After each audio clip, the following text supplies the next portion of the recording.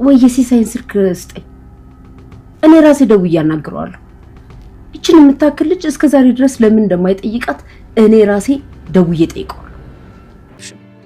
ግን ከዚህ ቤት የምትወጪ ከሆነ አንድ የምጠይቅሽ ጥያቄ አለኝ። እሱን መልሰሽልኝ ነው የምትሄጂው። ምንድነው የምትጠይቂኝ? እኔ እኮ እዚህ ቤት የመጣሁት አንተን ፈልጌ ቤተሰብ ፈልጌ እንጂ ቤት ፈልጌ አይደለም። በቃ አትጨነቂ፣ እኔ ሁሉንም ነገር አስተካክለዋለሁ። ሰላም ጤና ይስጥልኝ ውድ የዳጣ ድራማ ቤተሰቦች እንዴት ናችሁልኝ? እንኳን ወደ ቻናሌ በሰላም መጣችሁ። ዳጣ ድራማ እንግዲህ በክፍል 44 ላይ ደረጀ ከሄደበት ሀገር ተመልሷል። እንግዲህ ማርታ ለደረጀ ደውላ ለዳጣ ለብቻ ቤት እንከራይላት፣ እዚህ ቤት ከአብጌል ጋር እየተስማሙ አይደለም፣ የአብጌል ጸባይም የተቀያየረው እሷ እዚህ ቤት ከመጣች ጊዜ ጀምሮ ነው። ስለዚህ ቤት እንድንከራይላት እፈልጋለሁ እያለች ትገኛለች። ደረጀ ደግሞ በዚህ ነገር በጣም ልቡ ተሰብሯል። እንዲሆን በፍጹም አይፈልግም። ምክንያቱም ደግሞ ዳጣ በጣም ብዙ ጥያቄዎች ያሉባት ልጅ ናት፣ ወይም ደግሞ ጥያቄዋ ያልተመለሰላት ልጅ። እናቴ ማናት እያለች በየጊዜው የምጠይቀው ዳጣ የእናቷን መልስ ብቻ ሳይሆን አባትየው ከሱ ውጭ አባቷ እንደሆነና የዛ ቤተሰብ አባል እንደሆነች እስካሁን ድረስ ማንም ሰው አያውቅም። በዛ የተነሳ ዳጣ እየተጎዳች ትገኛለች። ዳጣ ሁሉም ሰው የዛ ቤት ልጅ እንደሆነች እንዲያስብ ትፈልጋለች። ደረጀ ደግሞ ይህን ነገር ከታወቀ ትዳሬ ይበላሻል፣ ማርታን እንደዚህ ልላት አልችልም። በተደጋጋሚ ለማርታ እንደዚህ አይነት ጥያቄዎችን ማቅርቦላት ነበረ። ማለት ሰው ከትዳር ውጭ ቢሳሳት ምን ትያለሽ? ለምሳሌ እኔ ብሆን ምን ታደርጊያለሽ? እያለ እንግዲህ በተደጋጋሚ ማርታን ሲጠይቃት ነበረ። እሷም እንግዲህ እንደ ክብደቱና እንደ ቅለቱ እንደ ሁኔታው ይወሰናል። ምናልባትም በቦታው ካልሆንኩኝ ይህን ነገር እንደዚህ ነው ብዬ መመለስ አልችልም እያለች በዛ ላይ ደግሞ አንዳንድ ነገሮች የማይነገሩ ለራስ የሚቀመጡ ሚስጥሮች አሉን በማለት እንግዲህ ለሰው የማንነግራቸው ራሳችን ጋር የሚቀመጡ ነገሮች አሉ ስትለው ደረጀ ይህን ነገር መናገር ፈራ። በጣም መናገር ይፈልግ ነበረ፣ በተለይ ደግሞ ለዳጣ ሲል። እንግዲህ የዳጣ እናት ሰላም ናት። ሰላም በሕፃንነቷ ልጇን ወስደው ጥለውባት ነው። ደረጀ በጣም ግፈኛ ሰው ነው። በነገራችን ላይ ሰላም ተደፍራ ነው እንጂ ፈልጋ አይደለም ዳጣን የወለደቻት። ከዛ ግን ልጇን ነጥቆ እንግዲህ ማርታ እንዳታውቅ ማለት ነው ልጇን ይጥሉባታል። እንግዲህ በዛ ምክንያት ነው እዛ ቤትም ሰራተኛ ሆና የገባችው የሚመስለኝ። ስለዚህ ይህ ነገር ለማርታ በጣም ከባድ ነው። ቤቷ ውስጥ የምትኖር ሰራተኛ ከአንድም ሁለት ልጅ ከባሏ አላት። ይህ በጣም ከባድ ክህደት ነው ማለት ነው። አንዱን ሰላም ፈልጋት ነው አይደለም ፈልገው አይደለም፣ አንዱን ግን አቅዳበት ለበቀል ብላ ነው አሁን ላይ ያረገዘችው ከደረጀ። ያሳፍራል ተግባሯ። ግን እሱን የቀጣች መስሏት ነው ልጇን ነጥቋታል። ለስንት ዓመት ሙሉ ዳጣን እንግዲህ እንደተወለደች ነው ወዲያው ጣሏት። የጭካኔው ጭካኔ ማለት ነው። ከጥፋቱ ደግሞ ከዛ በኋላ ጥፋቱን ሊሸፍን የሄደበት ርቀት ማለት ነው። እና በዛ የተነሳ እንግዲህ እሷ ደግሞ ያለ ልጅ ያስቀረኝን ሰው ብላ ያኔ አስገድዶ ደፍሯት ነበረ። ነገር ግን አሁን ላይ ራሷ ፈልጋ ከሱ ልጅ አርግዛለች፣ እሱም በማያውቀው መልኩ ማለት ነው። እና እንግዲህ ነገር ለማርታ ያው እውነት ተደብቃ አትቀርም። የሆነ ጊዜ እውነቱ መውጣቱ አይቀርም። ያኔ ማርታ ትዳሯ ላይ ምን ልታደርግ ትችላለች? በጣም እውነት አላት። እውነት ለመናገር ከሆነ እውነት አላት። አስቡት እንግዲህ ቤታቸው ውስጥ የተቀጠረች ሰራተኛ ከአንድም ሁለት ልጅ ከባሏ እንዳላት ስታውቅ ማርታ ምን ልትወሰን ትችላለች? ይህ ቤተሰብ ሊፈርስ ይችላሉ። በጣም ደስ የሚል ፍቅር ያለው ቤተሰብ ነው። እዚህ ቤት ከአቢጌል ውጭ ሁሉም በጣም መልካምና ቀናዎች ናቸው። ከሰራተኛዋ እስከ ቤተሰብ እስከ አባወራው ማለት ይቻላል። እና ስርዓትና ፍቅር ያለው ቤተሰብ ነው። ግን በጣም አስቸጋሪ ልጅ አለቻቸው። እሷን ራሱ እንዴት ለማስተካከል የሚሄዱበት ርቀት እንደ ቤተሰብ ነው። እና በጣም ደስ የሚል ቤተሰብ ነው። ይሄን ደስተኛ ቤተሰብ ደግሞ አስቡት እስኪ።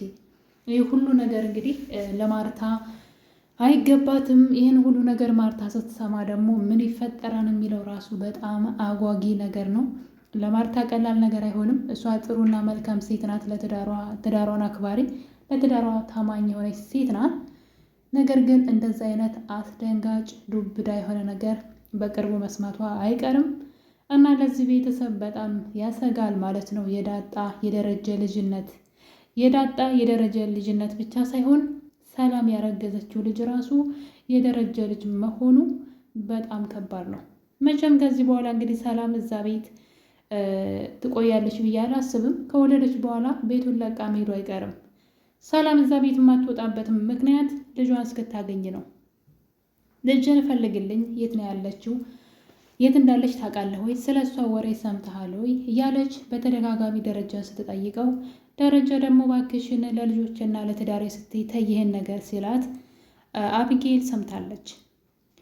ስለዚህ ሰላም እዚህ ቤት የማትወጣበት ምክንያት ለልጇ ስትል ነው። ልጇን ፈልጎ ካመጣላት ቤቱን ለቃ ትወጣለች፣ ግዴታም ነው። እንግዲህ ምን ይደረጋል? እንደዚህ አይነት በጣም ከባድ ነው። አስቡት። እውነቴን ነው የምላችሁና እንግዲህ በአንድም በሌላም ብላ እንግዲህ ሰላም 2 ልጅ ከደረጃ አላት።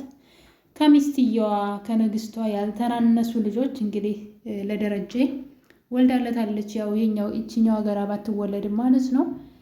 እና እንግዲህ ዳጣ ቤት ተከራይታ እንድትወጣ ማርታ በተናገረችው ንግግር ደረጀ እሺ ላስብበት አስተካክላለሁ ብሎ ነበረ። እናም ዳጣ ሲጠይቃት በጣም ተከፍታለች፣ ግን እሺ ብላለች።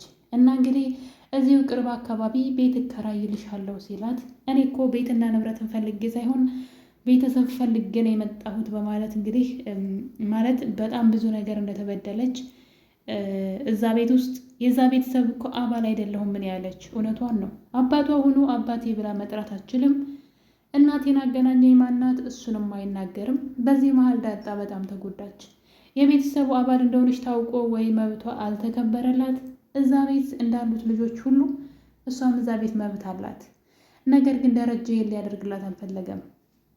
የፈለገ በገንዘብ በምናምን እንትን ሌላት ቢፈልግም እሷ ግን ያ ቤተሰብ የሚለውን ክብር ማግኘት አልቻለችም። አሁንም እዛ ቤት እንደ ሁለተኛ ሰው ማለት እንደ እንግዳ ናት። አሁንም ድረስ ማለት የቤተሰብ መብት የላትም እዛ ቤት ስለሚደረገው ነገር እሷ የዛ ቤት ምንም ናት። እና ይሄ ነገር ዳጣ አእምሮ ላይ በጣም እየተሰማት ይገኛል። እና ደረጀ ቤት ሊከራይላት ጠይቋት ነበር። እሷ ግን እሺ ነው ያለችው። እሺ የሆነ እኔ እኮ የዛ ቤተሰብ አባል አይደለሁኝም ብላለች። እና በጣም ነው ያሳዘነች። እንግዲህ ደረጀም በቃ እኔ ራሴ አስተካክለዋለሁ ከዚህ ቤት አትውጭም አላት። ስለዚህ ደረጀ ማድረግ ያለበት ከዚህ በኋላ ለዳጣ እናቷን ማገናኘትና ከዛ ቤት ሰላምና ዳጣ እንዲወጡ ማድረግ ነው እንጂ እንደዚህ አይነት ነገር በጣም ነው እውነቴን ነው የምላችሁ። እንግዲህ አቢጌል በእሷ ስለምትቀና በጣም ብዙ ነገሮችን እያደረገች ትገኛለች። አሁን ላይ ዳጣ የናታንን ፍቅር ተቀብለው ሁለቱ በፍቅር ክንፍ ብለዋል ማለት ነው። ይህን ነገር እንግዲህ አባቷ ጠይቋት ነበረ። የአቢጌልን ስልክ ደልታችኋል ወይም ደግሞ ፎርማት አድርጋችኋል ወይ? በዛ ላይ ደግሞ ከናታን ጋር ሌላ ግንኙነት አለሽ ወይ ብሎ አባቷ ሲጠይቃት ነገሩን አዎ በሚመስል መልኩ ዝም ብላ በድንጋጤ አልፈዋለች። ሰውየውም ነገሩ ገብቶታል። ስለዚህ ዳጣ ከዚህ ቤት የምትወጣ አይደለችም። ከዚህ በኋላ ሰውየው የፈለገ ይሆናል እንጂ ከዚህ ቤት አትወጭም፣ እኔ አስተካክለዋለሁ ቢልም ማርታ ግን ይህን ነገር መቀበል አልፈለገችም። እንደውም ሰውየው አቢጌልን ወደ ውጭ ለትምህርት እንላካት እያለ ይገኛል። ማርታ ግን አይሆንም፣ አቢጌል ለልጃችን ስንል ያችኛዋ ዳጣ ከቤት መውጣት አለባት እያለች ትገኛለች። አሁን ለቤተሰብ ውስጥ ብጥብጥ እየተነሳ ይገኛል፣ በደረጀና በማርታ መካከል ማለት ነው። አቢጌልም አሁንም ተንኮሏን አላቆመችም እና እንግዲህ በመጨረሻም ቤት ትወጣለች ብላ ስትጠብቃት የነበረችው ዳጣ ጭራሽ ከዚህ በኋላ እዚህ ቤት ማንም ሰው እሷን እንኳን የማስወጣት መብት እንደሌለው እየተናገረ ነው ደረጀ። በዚህ የተነሳ ማርታ ግራ ገብቷታል። ልጅቷ የሲሳይ ልጅ ከሆነች የጓደኛ ልጅ ምን ችግር አለው? ቤት ተከራይታ ውጭ ብትሆን ምንድን ነው ነገሩ? ለአንድ ልጃችን ስንል አቢጌል እኮ ጸባዩ የተቀያየረው እሷ እዚህ ቤት ከመጣች ጊዜ ጀምሮ ነው፣ በእሷ ስለምትቀና ነው ብትለውም ደረጀ ግን ይሄ ነገር መፍትሄ አይሆንም፣ እንደውም አቢጌልን ከዛ ቤት ማራቅ ነው የፈለገው፣ ወደ ውጭ ለትምህርት እንላካት እያለ ይገኛል። እናትየዋ ደግሞ በዚህ ሀሳብ አትስማማም። ማለት እውነቷን ነው። የሰውን ልጅ እዛ ቤት ለማቆየት ተብሎ የእሷን ልጅ ወደ ውጭ ለትምህርት እንላክ ማለት አግባብ አይደለም። እናትየዋ ትክክል ናት። ሰውየው እንዴት እንደሚያስተካክለው ይህን ነገር እንግዲህ አላውቅም። ደረጃ አሁን ላይ ትልቅ አጣብቂኝ ውስጥ ገብቷል። ለመምረጥም በጣም ተቸግሯል። በሌላ በኩል ደግሞ እንግዲህ ሰላም ስለ ቤተሰቦችሽ አሁንም ንገሪኝ እያለች ዳጣን መጨቅጨቋን ቀጥላለች። ዳጣ ደግሞ እባክሽ አታውጣጪ ተይኝ እያለች ትገኛለች። መናገር አትፈልግም። እዚህ ቤት የምትወጪ ከሆነ ስለ አንቺ ማወቅ አለብኝ እያለች ነው ሰላም። በእርግጥ ሰላም ውስጧ ልጇ እንደሆነች እየነገራት ነው። አብጌል እንግዲህ ዳጣ እዚህ ቤት እንደማትወጣ ከሰማች በኋላ ዳጣን አፍና ለመግደል ወደ ዳጣ ክላስ ሌሊት ላይ እንግዲህ ገብታለች ማለት ነው። ዳጣ በተኛችበት የዳጣን ትራስ አንስታ እሷን ለማፈን እየሞከረች ትገኛለች። እንግዲህ ዳጣን ማን ደርሶ ሊያድናት ይችላል? በጣም አጓጊ የሆነው የቤተሰብ ድራማ ዳጣ አሁን ላይ በክፍል 44 በጣም የሚያስደነግጥ ነገር አይተናል። በቀጣይ ክፍል ዳጣን ማን መጥቶ ሊያድናት ይችላል? አብረን የምናይ ይሆናል። እስከዛው ቸር ቆዩልኝ።